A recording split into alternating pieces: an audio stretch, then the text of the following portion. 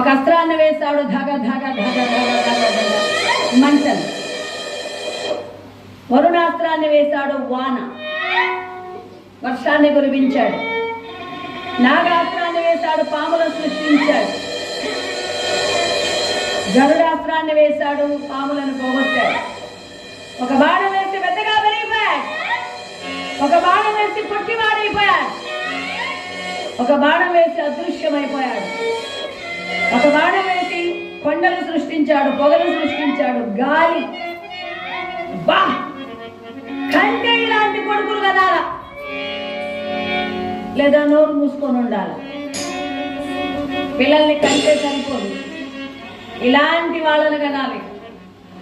అలాంటి మంచి వాళ్ళు పుట్టాలి అంటే తల్లి తండ్రి అదృష్టమా, పూర్వ జన్మలోని చేసినటువంటి కర్మ ఫలితమా, దైవానుగ్రహమా? ఏది ఏమైనా మంచి పిల్లలు కలగాలంటే అడిగి రావాలి, దాన ధర్మాల ఫలితం కావాలి. ఇలాంటి పిల్లవాడు అదృష్టవంతుడు తల్లిదండ్రి. అర్జునుల వారికే, అర్జునుల వారికే జీ అందరా. ఏమ్మా వినపడలేదా?